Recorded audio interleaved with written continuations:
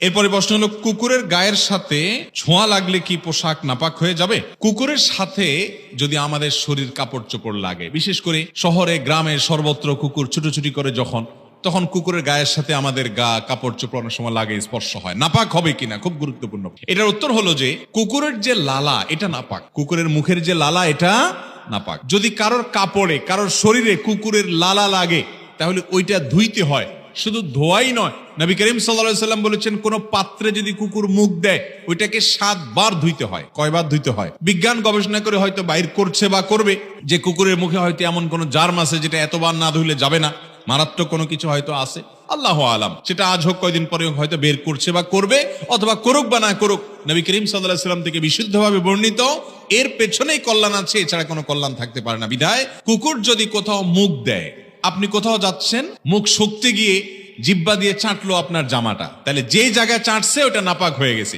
ওই জায়গাটাকে ধরে আলতো করে আপনাকে ধুইতে হবে 7 বার, ভালো করে ধুইতে হবে। আর যদি কুকুরের শরীর লাগে, লালা লাগে নাই, জিব্বা লাগে নাই, শুধু শরীরটা টাচ হয়েছে, এটা তো প্রায় হয় তাই না, দৌড় দেয়, ছোটাছুটি করে, তো শরীর যদি লাগে তাহলে সরাসরি নাপাক হবে না।